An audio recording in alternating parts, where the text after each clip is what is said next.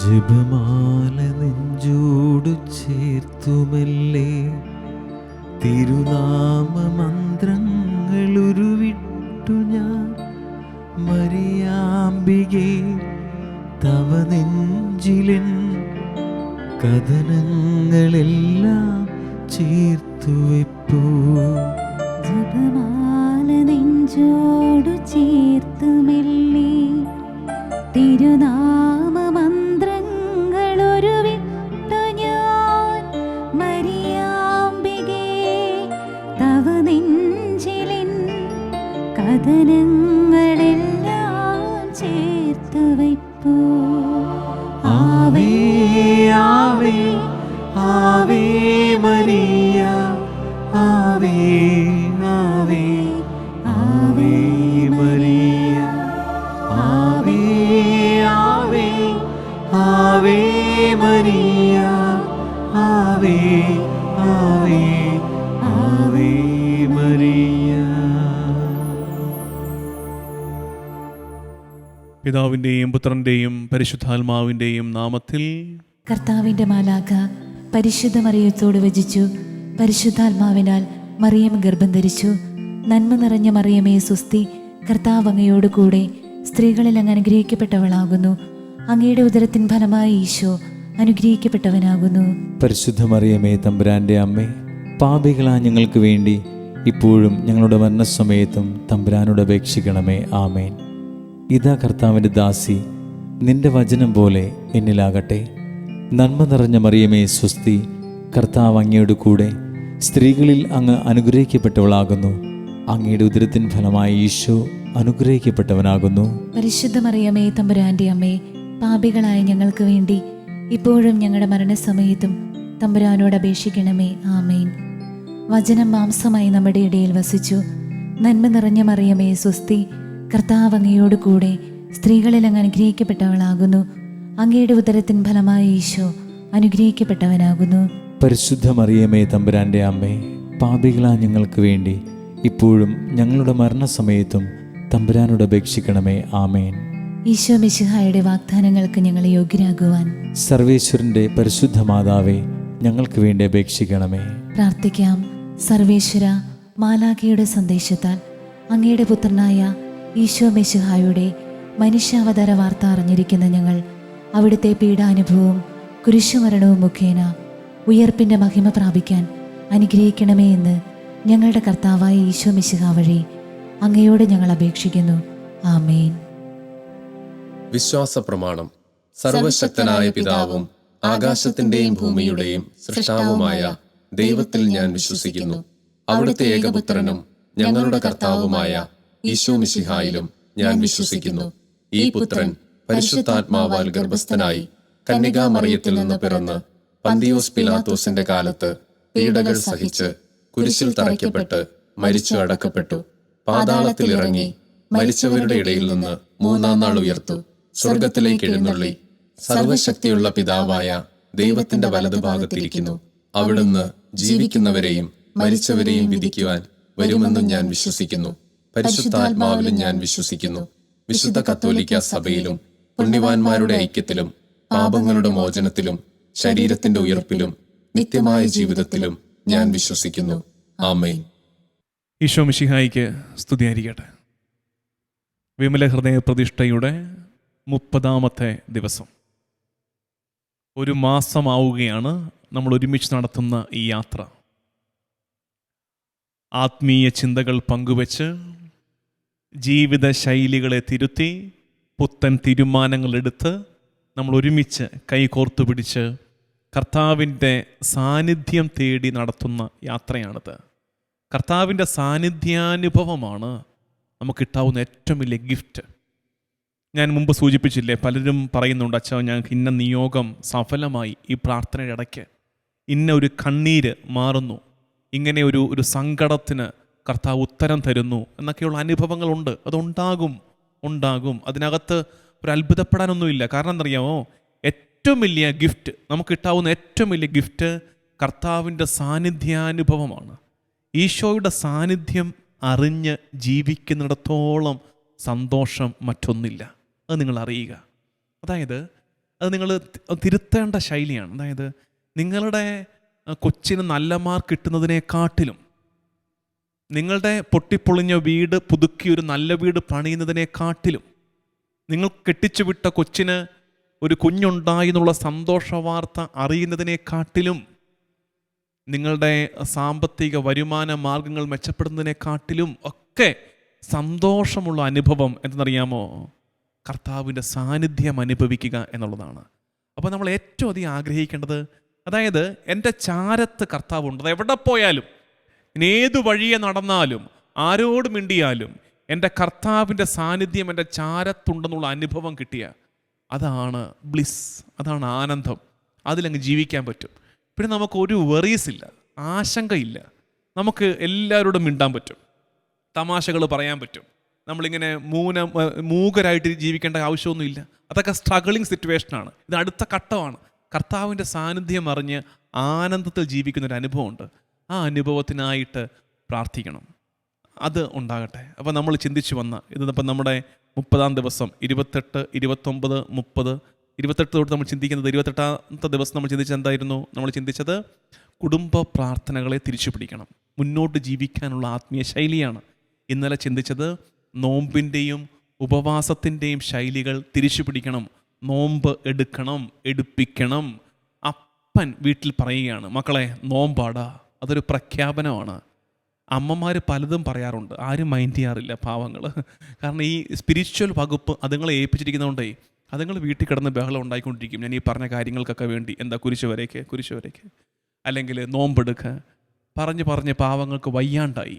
ഞാൻ അപ്പന്മാരോടാണ് പറയുന്നത്. വീട്ടിലെ അപ്പം പ്രഖ്യാപിക്കുകയാണ്, ദാ ഇനിയിപ്പോൾ തീർന്നല്ലോ, 15 നോമ്പ് തീർന്നല്ലോ, അടുത്ത മാസമുണ്ട്, പേടിക്കാണ്ട് 8 നോമ്പുണ്ട്.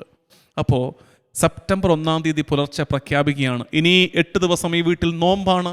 ഒരപ്പൻ പ്രഖ്യാപിച്ചാൽ, അപ്പൻ നോമ്പെടുത്താൽ പിള്ളേർ ആ വഴിക്ക് നടക്കും, കുടുംബം മുഴുവൻ ആ വഴിക്ക് വന്നോളും. അതുകൊണ്ട് നോമ്പ് തിരിച്ചു പിടിക്കണം. നോമ്പിനെക്കുറിച്ച് ഒരു കാര്യം കൂടെ പറഞ്ഞിട്ട് നമ്മുടെ ഇന്നത്തെ വിഷയത്തിലേക്ക് വരാം. അതൊരു സിമ്പിൾ സ്റ്റേറ്റ്മെൻറ്റാണ്, ഒറ്റ സെൻറ്റൻസ്. അത് അങ്ങനെ ചിന്തിച്ച് മനസ്സിലാക്കാൻ പറ്റുന്നവരുടെ മനസ്സിൽ കിടക്കട്ടെന്ന് വിചാരിച്ച് പറയുന്നതാണ്. അനുവദനീയമായ പലതും ചില കാലങ്ങളിൽ വേണ്ടെന്ന് വയ്ക്കാൻ നമ്മൾ ശീലിക്കുന്നത് മുന്നോട്ടുള്ള ജീവിതത്തിൽ അനുവദനീയമല്ലാത്തത് മുമ്പിലേക്ക് വരുമ്പോൾ അതിനോട് നോ പറയാനുള്ള ബലം നമുക്ക് നൽകും. അങ്ങനെ മനസ്സിലാക്കുക. അതായത് ഒരു നിശ്ചിത കാലത്തേക്ക് എനിക്ക് അനുവദനീയമായ പലതിനോട് ഞാൻ പറയുകയാണ് നോ. അനുവദനീയമാണ്. ഇറച്ചി കഴിച്ചാൽ വല്ല കുഴപ്പമുണ്ടോ? ഒന്നുമില്ല.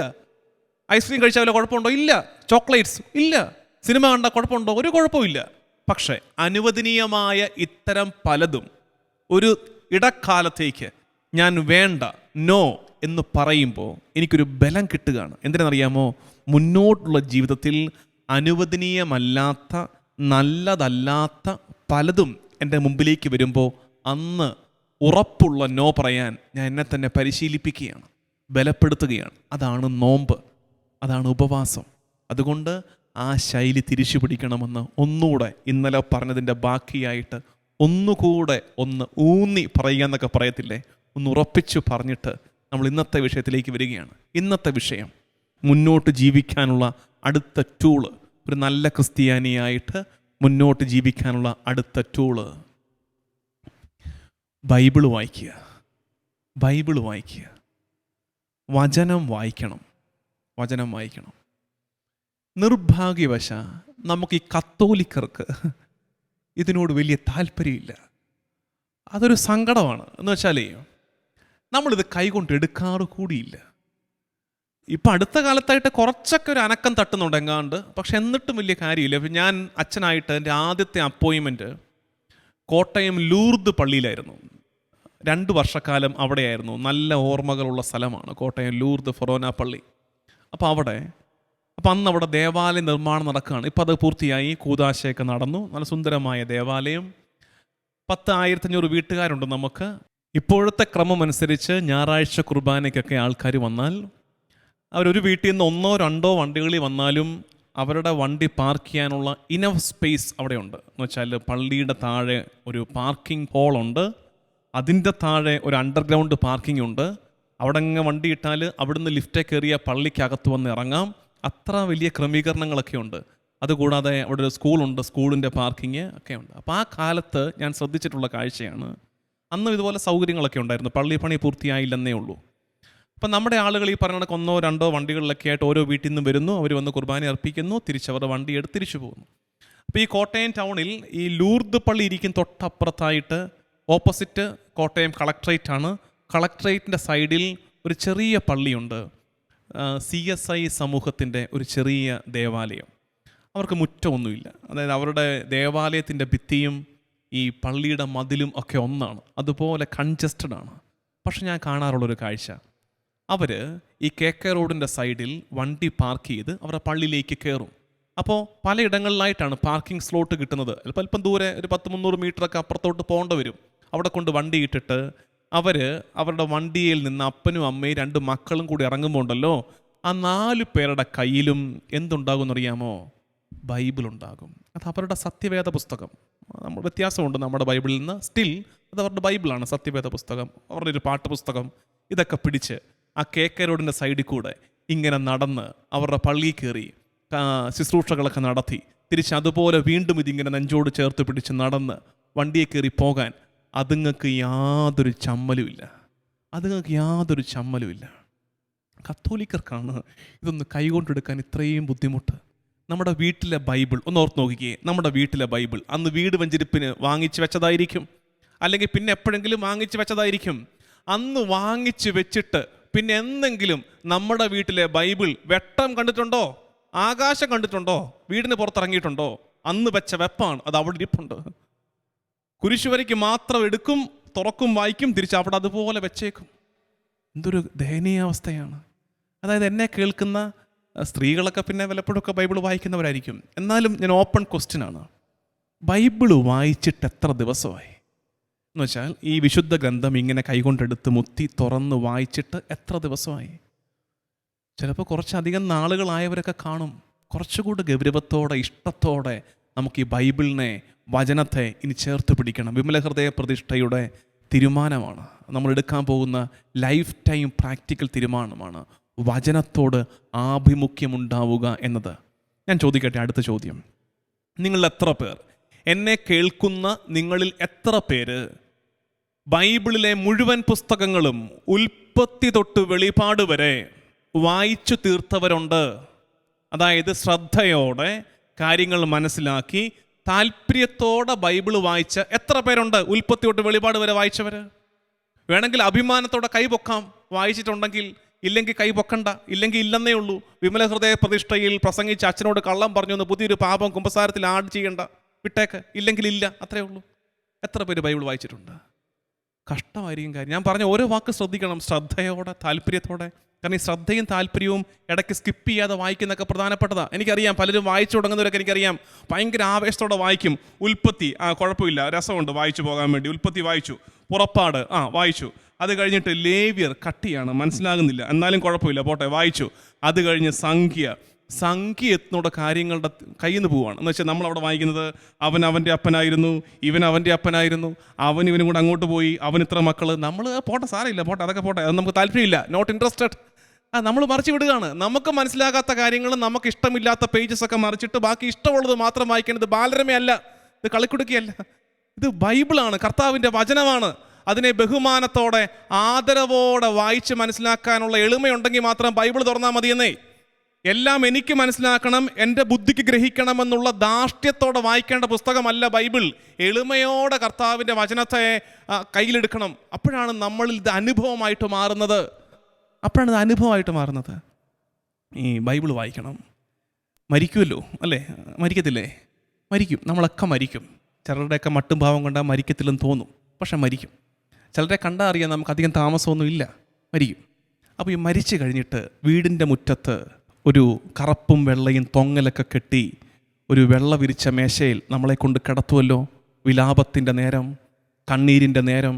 അപ്പം അന്ത്യകർമ്മങ്ങൾക്കായിട്ട് അച്ഛൻ വരത്തില്ലേ പള്ളിയിൽ നിന്ന്? അച്ഛൻ വന്ന് കർമ്മങ്ങളൊക്കെ നടത്തിയിട്ട് ആ കർമ്മങ്ങളുടെ മധ്യേ ഒരു പ്രസംഗമില്ലേ, ചരമപ്രസംഗം. എൻ്റെ പൊന്നു കർത്താവ്, ഈ അച്ഛന്മാരൊക്കെ എന്തൊക്കെ കള്ളത്തരങ്ങളായി വിളിച്ച് പറയുന്നറിയാവോ? എന്തൊക്കെയാ അമ്മച്ചി നോക്കി പറയുന്നത്? അയ്യോ, പൊന്നുപോലത്തെ അമ്മച്ചിയായിരുന്നു, മുഴുവൻ സമയം പ്രാർത്ഥനയായിരുന്നു, മുഴുവൻ സമയം ബൈബിൾ വായനയായിരുന്നു. 70-80 വർഷം ഭൂമിയിൽ ആയുസ് കിട്ടിയിട്ട് ബൈബിൾ ഒരാവർത്തി പോലും വായിക്കാതെ മരിച്ച് കിടക്കുക. നാണം കെട്ട മരണമല്ലേ? നാണം കെട്ട മരണം. നിങ്ങൾ ഓർത്ത് നോക്കി, 70 വർഷം 80 വർഷം കർത്താവ് തമ്പുരാൻ ഭൂമിയിൽ ആയുസ് അനുഗ്രഹിച്ച് നൽകിയിട്ട് ഈ ആയുസിൻ്റെ ഇടയ്ക്ക് ഒരാവർത്തി പോലും കർത്താവിൻ്റെ വചനത്തെ വായിച്ചു തീർക്കാൻ, ഒന്ന് സ്നേഹത്തോടെ ചേർത്ത് പിടിക്കാൻ മനസ്സില്ലാതെ മരിച്ചു കിടക്കുന്ന മരണമൊക്കെ നാണം കെട്ട മരണമല്ലേ? അതുകൊണ്ട് ഈ വിപണ നക്ഷത്രത്തിൽ പങ്കെടുക്കുന്ന ആരും ഇനി അത്തരമൊരു നാണം കെട്ട മരണം ഉണ്ടാകരുത്. നമുക്ക് ബൈബിൾ വായിച്ചിട്ട് മരിക്കാം. അതുകൊണ്ട് ഏറ്റവും നല്ലൊരു പ്രാക്ടിക്കൽ തീരുമാനം പറയാൻ പോയി. ഇന്നത്തെ ഹോംവർക്ക് നേരത്തെ പറയുകയാണ്. പ്രാക്ടിക്കൽ തീരുമാനം, അടുത്ത 1 വർഷം കൊണ്ട് ഞാൻ സമ്പൂർണ്ണ ബൈബിൾ വായിച്ചു തീർക്കാൻ ഇന്ന് തീരുമാനമെടുക്കുന്നു. എന്തൊരു മൂവ്മെൻ്റ് ആയിരിക്കും ഓർത്ത് നോക്കിക്കേ. എത്ര ആയിരക്കണക്കിന് ആളുകളാണ് ഇതിൽ പങ്കെടുത്തുകൊണ്ടിരിക്കുന്നത്. കേരളത്തിൽ അല്ലെങ്കിൽ മലയാളം സംസാരിക്കുന്ന മനസ്സിലാകുന്ന എന്തുമാത്രം ആൾക്കാരാണ് ഇതിൽ പങ്കെടുത്തുകൊണ്ടിരിക്കുന്നത്. നമ്മളെല്ലാവരും കൂടെ തീരുമാനമെടുക്കാൻ പോവുക. ആ തീരുമാനത്തെ ഇന്ന് ദിവ്യകാരുണ്യ സന്നിധിയിൽ നമ്മൾ സമർപ്പിക്കാൻ പോവാണ്. എന്ത്? ഉൽപ്പത്തി തൊട്ട് വെളിപ്പാട് വരെ എൻ്റെ കർത്താവിൻ്റെ വചനത്തെ ഞാൻ ശ്രദ്ധയോടെ, താല്പര്യത്തോടെ, എളിമയോടെ വായിക്കാൻ പോവുകയാണ്. അടുത്ത വർഷം ഓഗസ്റ്റ് 15 ആകുമ്പോൾ, അടുത്ത വർഷത്തെ സ്വർഗാരോപണ തിരുനാളാകുമ്പോൾ ഈ ജനം മുഴുവൻ ബൈബിള് വായിച്ചു തീർത്ത സമൂഹമായിട്ട് മാറാൻ പോവുകയാണ്. അപ്പോൾ നമ്മൾ സന്തോഷിക്കണം. എന്തെന്നറിയാമോ? 2023 ഓഗസ്റ്റ് 15 ശേഷമാണ് നമ്മൾ മരിക്കുന്നതെങ്കിൽ എന്താണ്? ബൈബിള് വായിച്ചു തീർത്ത ക്രിസ്ത്യാനിയായിട്ട് മരിക്കാം. സന്തോഷമുള്ള മരണമാണ്. ഇനി എങ്ങാനും അതിന് മുമ്പേ മരിച്ചാലും സങ്കടപ്പെടരുത്. ബൈബിള് വായിച്ചു കൊണ്ടിരിക്കുമ്പോൾ മരിക്കുന്ന ക്രിസ്ത്യാനിയാകാം. രണ്ടും നല്ലതാണ്.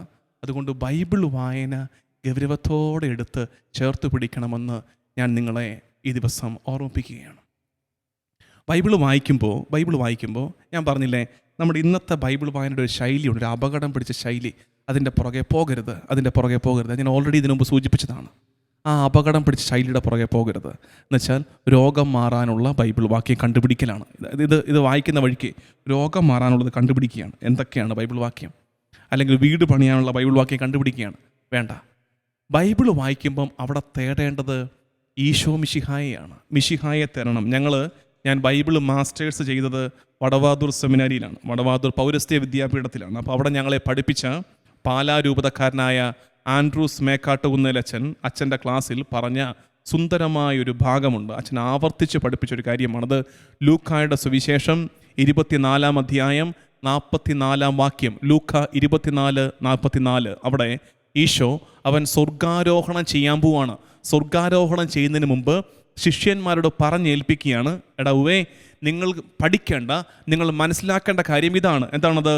അവൻ അവരോട് പറഞ്ഞു, മോശയുടെ നിയമത്തിലും പ്രവാചകന്മാരിലും സങ്കീർത്തനങ്ങളിലും എന്നെക്കുറിച്ച് എഴുതപ്പെട്ടിരിക്കുന്നതെല്ലാം പൂർത്തിയാകേണ്ടിയിരിക്കുന്നുവെന്ന് ഞാൻ നിങ്ങളോട് പറഞ്ഞിട്ടുണ്ടല്ലോ. എന്ന് വെച്ചാൽ മോശയുടെ നിയമത്തിലും പ്രവാചകന്മാരിലും സങ്കീർത്തനങ്ങളിലും ഞാനുണ്ടെന്ന് നിങ്ങൾ അറിയണം.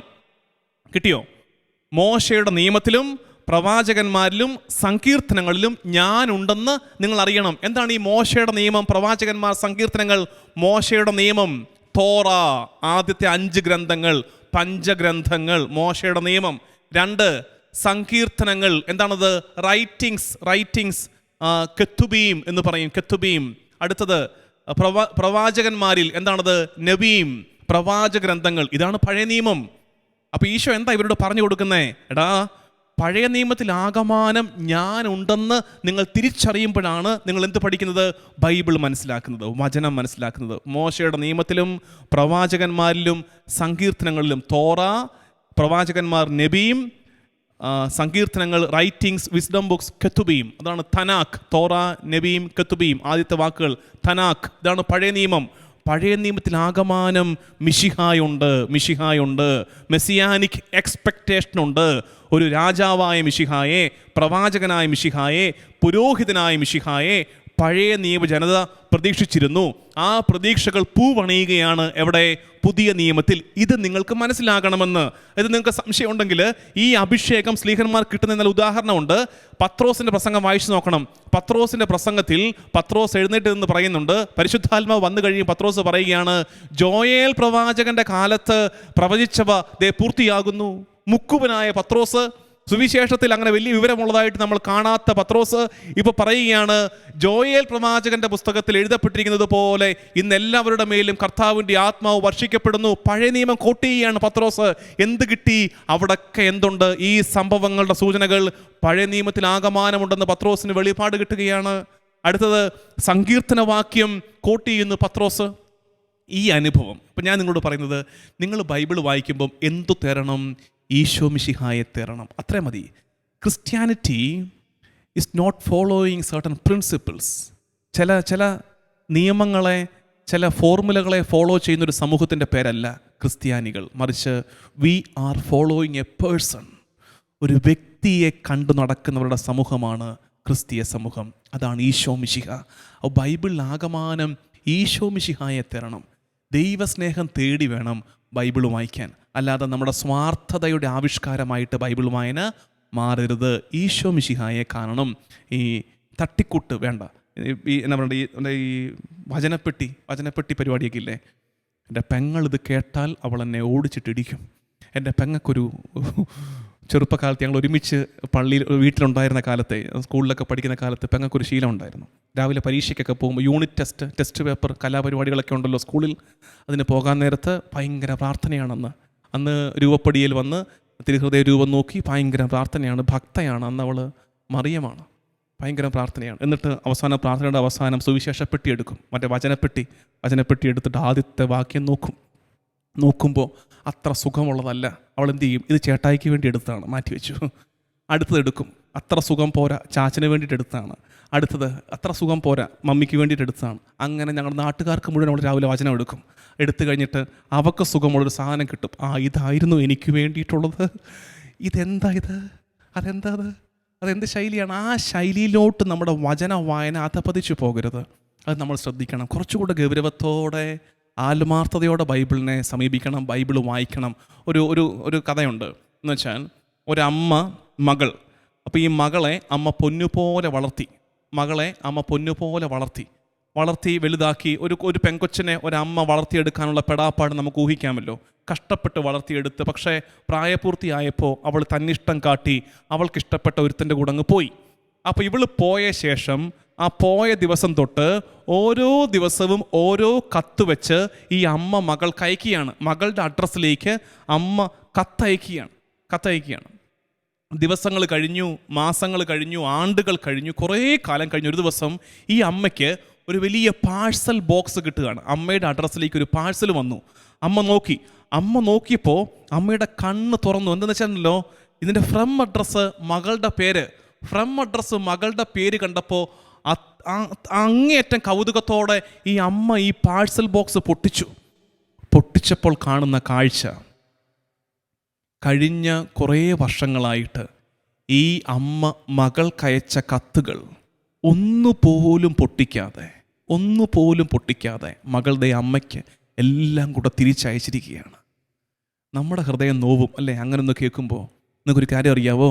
ഇതുണ്ടല്ലോ, ഇത് കർത്താവ് തമ്പുരാൻ അവൻ്റെ ചോര കൊണ്ട് നമുക്കായി എഴുതിയ സ്നേഹത്തിൻ്റെ കത്താണ്.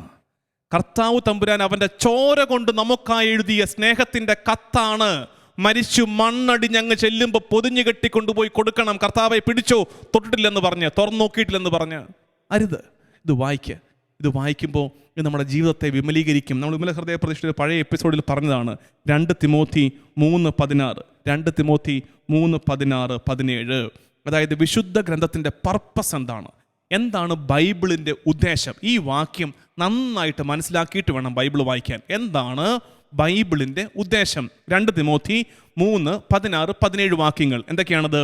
വിശുദ്ധ ലിഖിതമെല്ലാം ദൈവനിവേശിതമാണ്, സംശയമില്ല, ഡിവൈൻലി ഇൻസ്പയർഡ് ആണ്. അടുത്തത്, അവ പ്രബോധനത്തിനും ശാസനത്തിനും തെറ്റുതിരുത്തലിനും നീതിയിലുള്ള പരിശീലനത്തിനും ഉപകരിക്കുന്നു. ഇതുവഴി ദൈവഭക്തനായ മനുഷ്യൻ പൂർണ്ണത കൈവരിക്കുകയും എല്ലാ നല്ല പ്രവൃത്തികളും ചെയ്യുന്നതിന് പര്യാപ്തനാവുകയും ചെയ്യുന്നു. ബൈബിൾ വായന നമ്മളെ പൂർണ്ണരാക്കുകയും നല്ല കാര്യങ്ങൾ ചെയ്യാൻ നമ്മളെ പര്യാപ്തരാക്കുകയും ചെയ്യും. കുറച്ചുകൂടെ വചനത്തോട് ആഭിമുഖ്യമുണ്ടാകാൻ ആഗ്രഹിച്ചുകൊണ്ട് നമുക്ക് ദിവ്യകാരുണ്യ സന്നിധിയിൽ ആ കൃപയ്ക്കായി പ്രാർത്ഥിക്കാം. ദൈവനാമത്തിന് മഹത്വമുണ്ടാകട്ടെ. ആമേൻ. പ്രവൃത്തി: അടുത്ത 1 വർഷം കൊണ്ട് സമ്പൂർണ്ണ ബൈബിൾ വായിച്ചു തീർക്കും എന്ന് തീരുമാനമെടുക്കുക. ആത്മാവിലും സത്യത്തിലും ആരാധിക്കാൻ വരൂ, സത്യദൈവ സുനുവിനെ നിത്യവും വാഴ്ത്തിടാം. ആത്മാവിലും സത്യത്തിലും ആരാധിക്കാൻ വരൂ, സത്യദൈവ സുനുവിനെ നിത്യവും വാഴ്ത്തിടാം. ഹല്ലേലൂയ, ഹല്ലേലൂയ, ഹല്ലേലൂയ, ഹല്ലേലൂയ, ഹല്ലേലൂയ, ഹല്ലേലൂയ, ഹല്ലേലൂയ, ഹല്ലേലൂയ, ഹല്ലേലൂയ, ഹല്ലേലൂയ.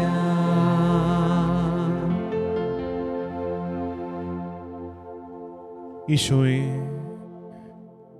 വചനം മാംസമായി അവതരിപ്പിച്ച എൻ്റെ കർത്താവേ, നിനക്ക് ആരാധന. ഈശോയെ, വിമല ഹൃദയ പ്രതിഷ്ഠയുടെ ഈ 30-ാം നാൾ ഞങ്ങളുടെ എല്ലാ നിയോഗങ്ങളെയും തിരുസന്നിധിയിൽ ഭരമേൽപ്പിച്ച് ഞങ്ങൾ നിന്നെ ആരാധിക്കുന്നു. കർത്താവേ, ഈ ആരാധനയിൽ പങ്കുചേരുന്ന എല്ലാവരുടെയും ഈ ദിവസത്തിൻ്റെ ആശങ്കകളെ പ്രത്യേകം തിരുസന്നിധിയിൽ ഭരമേൽപ്പിക്കുന്നു. കർത്താവേ, അലിവോടെ നിന്റെ ജനത്തെ നീ നോക്കണമേ. ഈശോയെ, മുന്നോട്ട് നല്ല ക്രിസ്ത്യാനിയായി ജീവിക്കുവാൻ വേണ്ട കാര്യങ്ങളെ ഞങ്ങൾ ധ്യാനിക്കുമ്പോൾ ഞങ്ങൾ ഇന്ന് ചിന്തിച്ചത് തിരുവചനത്തെക്കുറിച്ച് തന്നെയാണ്. ഈശോയെ, നിന്റെ വചനം ഞങ്ങൾക്ക് ആശ്വാസമാണ്, നിന്റെ വചനം ഞങ്ങൾക്ക് സൗഖ്യമാണ്, നിന്റെ വചനം ഞങ്ങൾക്ക് പ്രതീക്ഷയാണ്. ഈശോയെ, അപ്പോഴും ഞങ്ങൾ വചനത്തെ സ്നേഹിക്കേണ്ടത്, വചനം വായിക്കേണ്ടത് നിന്നോടുള്ള സ്നേഹത്തെ പ്രതിയായിരിക്കട്ടെ. ഈശോയെ, വചനത്തിൻ്റെ താളുകളിലൂടെ ഞങ്ങൾ യാത്ര ചെയ്യുമ്പോൾ നിന്നെ കൂടുതൽ അറിയുവാനും നിന്നെ കൂടുതൽ സ്നേഹിക്കുവാനും ഞങ്ങൾക്ക് ഇടവരട്ടെ. ഈശോയെ, ഈ കഴിഞ്ഞ കാലങ്ങളിൽ തിരുവചനത്തോട് ഞങ്ങൾ കാട്ടിയ ആഭിമുഖ്യക്കുറവിനെ ഓർത്ത് ഞങ്ങൾ അനുതപിക്കുന്നു. ഈശോയെ, ഞങ്ങൾ വചന പ്രഘോഷണങ്ങളിൽ പങ്കെടുക്കാറുണ്ട്, ധ്യാന പ്രസംഗങ്ങൾ കേൾക്കാറുണ്ട്. അപ്പോഴും വ്യക്തിപരമായിട്ട് ഞങ്ങൾക്ക് വചനത്തോടുള്ള ആഭിമുഖ്യം കുറവായിരുന്നു. ഈശോ, ഞങ്ങൾ താല്പര്യപൂർവ്വം ഞങ്ങളുടെ ബൈബിൾ എടുത്ത് വായിച്ച് നിന്നെ അറിയാൻ ശ്രമിച്ച നേരങ്ങൾ കുറവായിരുന്നു. കർത്താവേ, ഇനി താല്പര്യത്തോടെ ഞങ്ങൾ വചനം വായിക്കുന്ന കാലമുണ്ടാകട്ടെ. മറ്റൊന്നിനും വേണ്ടിയിട്ടല്ലാതെ നിന്നെ കൂടുതൽ അറിഞ്ഞ് സ്നേഹിക്കാൻ വേണ്ടിയിട്ട്, നിന്നെ കൂടുതൽ മനസ്സിലാക്കാൻ വേണ്ടിയിട്ട് ആ ആഗ്രഹത്തോടെ വചനം വായിക്കുന്നൊരു സമൂഹമായിട്ട് ഞങ്ങൾ മാറട്ടെ. ഈശോയെ, ഇന്ന് ഞങ്ങൾ തിരുമുമ്പാകെ ഒരു തീരുമാനമെടുക്കുകയാണ്. ഈ തീരുമാനം ഞങ്ങളുടെ ആഗ്രഹമാണ്. കർത്താവേ, വരുന്ന ഒരാണ്ടുകൊണ്ട് വചനം പൂർണ്ണമായി വായിച്ചു തീർക്കാൻ, ശ്രദ്ധയോടെ താല്പര്യത്തോടെ വായിച്ചു തീർക്കാൻ തീരുമാനമെടുത്ത് ഈ ദിവസം മുതൽ ഞങ്ങളത് ആരംഭിക്കുമ്പോൾ കർത്താവേ, നിന്റെ കരുണയിൽ ഞങ്ങളെ ചേർത്ത് പിടിക്കണേ. നിന്റെ വചനം വായിക്കാനും അത് മനസ്സിലാക്കാനും അതനുസരിച്ച് ജീവിക്കുവാനും നിന്റെ പരിശുദ്ധാത്മാവിൻ്റെ സഹായം ഞങ്ങൾക്കുണ്ടാകട്ടെ. ഞങ്ങളുടെ ഭവനങ്ങളിൽ വചനം മുഴങ്ങട്ടെ കർത്താവേ. ഞങ്ങളുടെ വീടുകളുടെ ഉള്ളുകൾ വചനത്തിൻ്റെ മാറ്റൊലി നിറയട്ടെ. അവിടെയൊക്കെ ഒരുപാട് കെട്ടവാക്കുകൊണ്ട്, അശുദ്ധ സംഭാഷണം കൊണ്ട്, അശുദ്ധ വിചാരങ്ങൾ കൊണ്ട് ഒക്കെ അശുദ്ധമായി പോയി ഞങ്ങളുടെ ജീവിതത്തിൻ്റെ മേഖലകൾ വചനത്താൽ ശുദ്ധീകരിക്കപ്പെടട്ടെ കർത്താവേ. നിന്റെ വചനം അത്ഭുതങ്ങൾ പ്രവർത്തിക്കുമെന്ന് ഞങ്ങൾ വിശ്വസിക്കുന്നു. നീ തന്നെയാണല്ലോ വചനം. ദൈവത്തിൻ്റെ വചനം ഞങ്ങൾക്കിടയിലേക്ക് മാംസമായി അവതരിച്ച കർത്താവേ, നിന്റെ വചനത്തെ താല്പര്യപൂർവ്വം സമീപിക്കുവാൻ, വചനം വായിക്കുവാൻ, വചനം പഠിക്കുവാൻ ഒക്കെ ഞങ്ങൾക്ക് നീ കൃപ തരണമേ എന്ന് പ്രാർത്ഥിക്കാം. ദൈവജനമേ, ഈ നേരത്ത് തിരുവചനത്തിൻ്റെ ശുശ്രൂഷ കൈകാര്യം ചെയ്യുന്ന എല്ലാവരെയും സമർപ്പിച്ച് പ്രാർത്ഥിക്കാം. മെത്രാന്മാര്, വൈദികര്, അൽമായ സഹോദരങ്ങൾ, കുട്ടികൾ പോലുമുണ്ട് തിരുവചനത്തിൻ്റെ ശുശ്രൂഷ കൈകാര്യം ചെയ്യുന്നവർ, വചനത്തെ അധികരിച്ച് സംസാരിക്കുന്നവർ.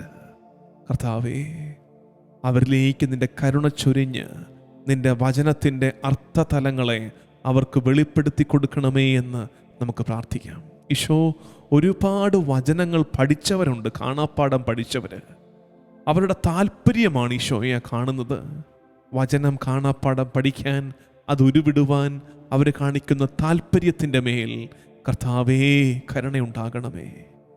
ഈ കാലത്ത് ഒരുപാട് പേര് വചനം എഴുതുന്നവരുണ്ട് ഈശോ. വിശുദ്ധ ബൈബിൾ സ്വന്തം കൈപ്പടയിൽ പകർത്തി എഴുതുന്ന ഒരുപാട് പേർക്ക് അവരുടെ നിയോഗങ്ങളുടെ മേൽ കർത്താവേ നീ കരുണയായിരിക്കണമേ എന്ന് ഞങ്ങൾ പ്രാർത്ഥിക്കുന്നു. ഈശോ, എല്ലാവരെയും നീ നിൻ്റെ വചനത്തിലേക്ക് ആകർഷിക്കണമേ.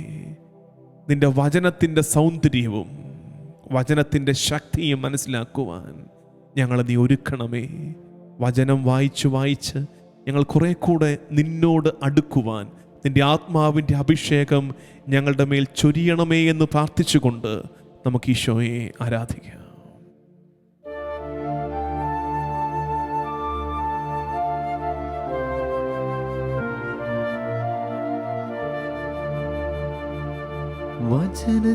വചനത്തിനഗ്നിയിൽ എരിച്ചെന്നെ നീ ഈശോയിൽ ചേർക്കണേ. പരിശുദ്ധാത്മാവേ,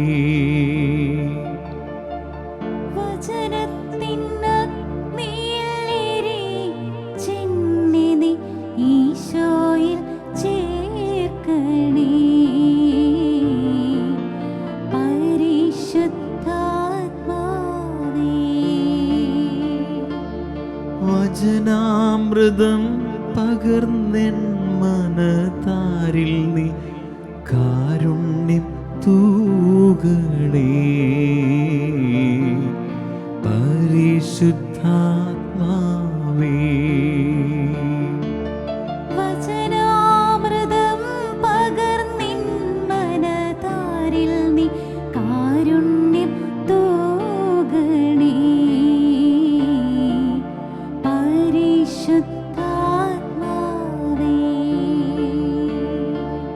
പരിശുദ്ധാത്മാവേ, പരിശുദ്ധാത്മാവേ.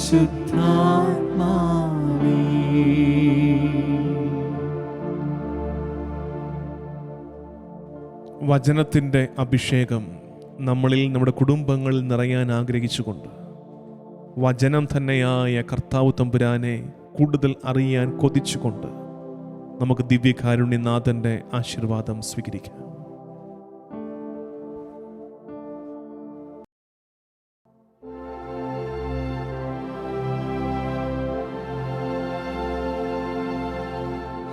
Hallelujah, hallelujah, hallelujah, hallelujah, hallelujah, hallelujah, hallelujah, hallelujah, hallelujah, hallelujah, hallelujah.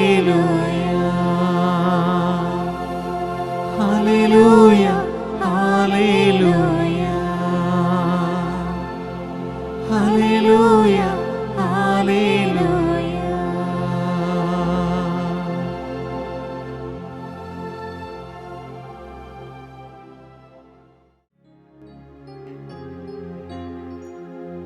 പരിശുദ്ധ കന്യകാമറിയമേ, എൻ്റെ ഹൃദയത്തെ അങ്ങയുടേതായി സ്വീകരിക്കണമേ. പുണ്യം കൊണ്ട് അലങ്കരിച്ച വിശുദ്ധിയുടെ ഒരു പുഷ്പവലയം കൊണ്ട് അതിനെ സംരക്ഷിക്കണമേ. പ്രിയപ്പെട്ട അമ്മേ, സമർപ്പണം ചെയ്ത അങ്ങയുടെ ഹൃദയം പോലെ എൻ്റെ ഹൃദയത്തെ സ്വീകരിക്കണമേ. ഞാൻ അങ്ങേക്ക് നൽകിയ ഉപഹാരമായി അതിനെ പിതാവായ ദൈവത്തിന് നൽകണമേ. മറിയമേ, ദിനംപ്രതി അങ്ങയുടെ ഹൃദയം കൂടുതൽ അറിയപ്പെടാൻ ഞാൻ ഹേതുവാകട്ടെ.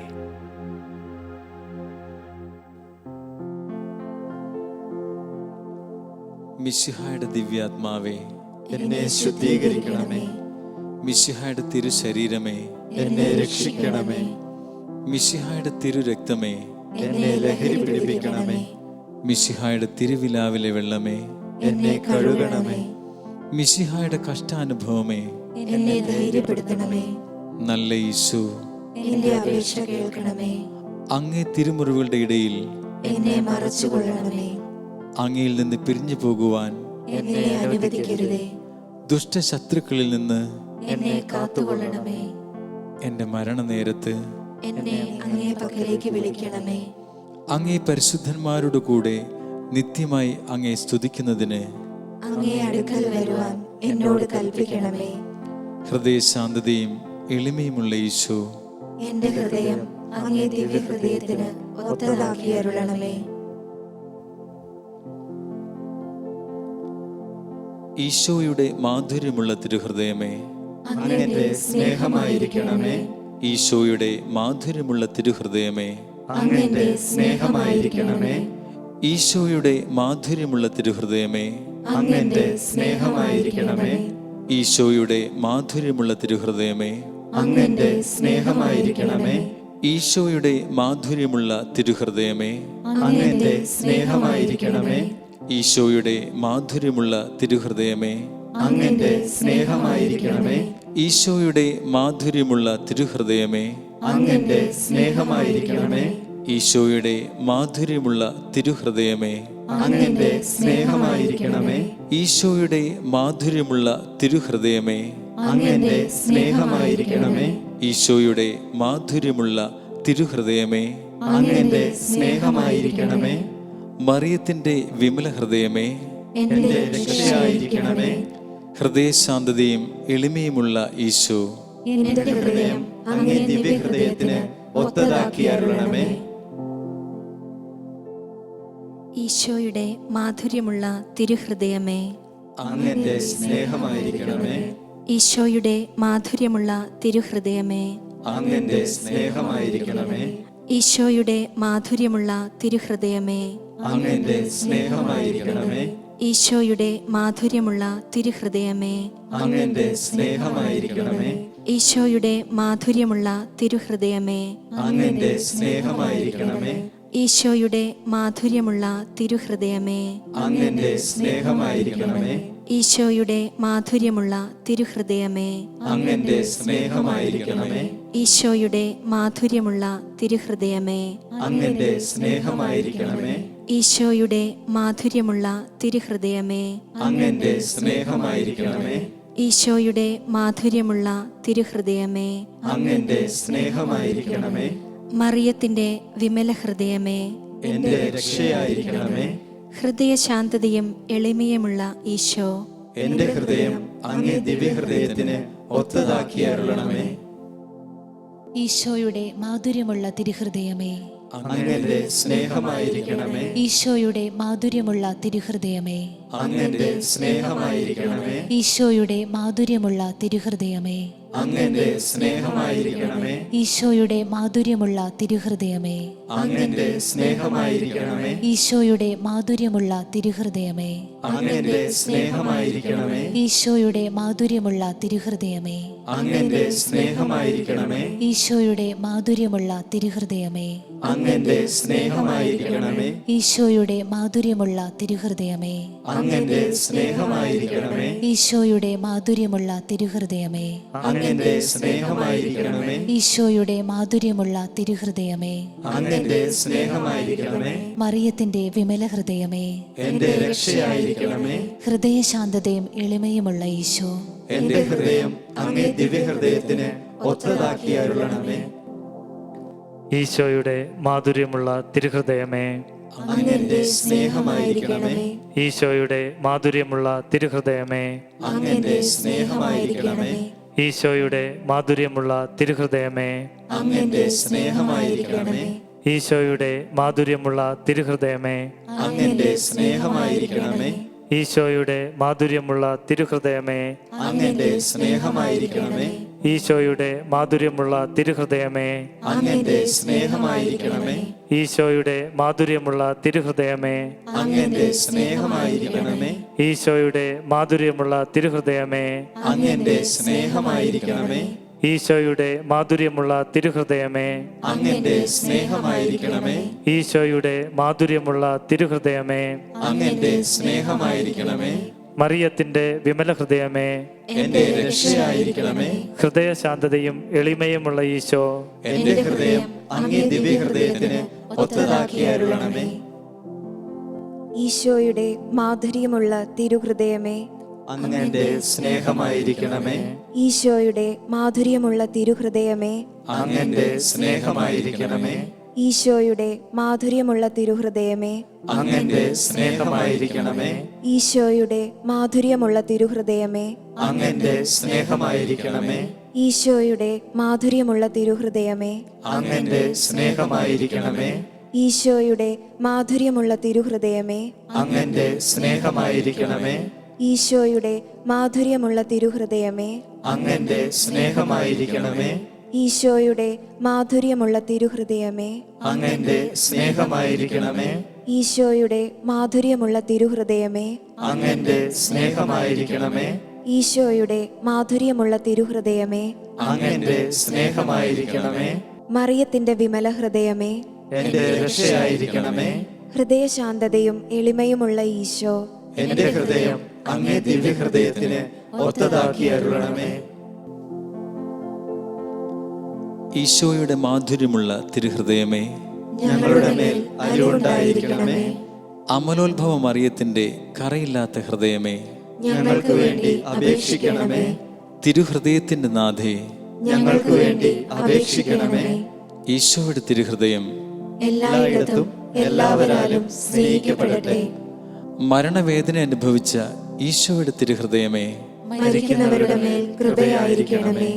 മരണവേദന അനുഭവിച്ച ഈശോയുടെ തിരുഹൃദയമേ, മരിക്കുന്നവരുടെ മേൽ കൃപയായിരിക്കണമേ. മരണവേദന അനുഭവിച്ച ഈശോയുടെ തിരുഹൃദയമേ, മരിക്കുന്നവരുടെ മേൽ കൃപയായിരിക്കണമേ.